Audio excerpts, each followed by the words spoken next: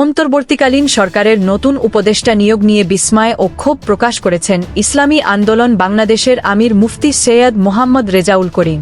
বুধবার এক বিবৃতিতে চরমোনাই অন্তর্বর্তীকালীন সরকারের নতুন করে বিতর্কিত উপদেষ্টা নিয়োগ এ বিষয়ে ক্ষোভ প্রকাশ করেন।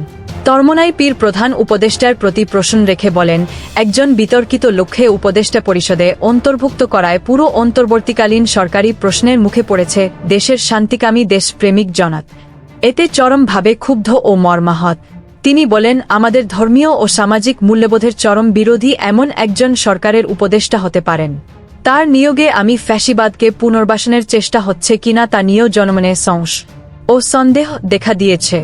বিতর্কিত উপদেষ্টাদের অবিলম্বে অপসারণ করে যুগ্ম ও দেশপ্রেমিক সৎ লোককে উপদেষ্টা পরিষদে অন্তর্ভুক্ত করার আহ্বান জানান চরমোনাই। জুলাইয়ে বৈষম্য বিরোধী ছাত্র আন্দোলনের ব্যানারে ছাত্রছাত্রীরা যখন কোটা সংস্কারের দাবিতে আন্দোলন করছিল, সে সময় আন্দোলনরত নিরীহ ছাত্রছাত্রীদের ওপর হামলা ও হতাহতের প্রতিবাদে ঢাকাসহ সারা দেশে বিক্ষোভ মিছিলের ঘোষণা দিয়েছিলেন চরমোনাই পীরের নেতৃত্বাধীন ইসলামী আন্দোলন বাংলাদেশ।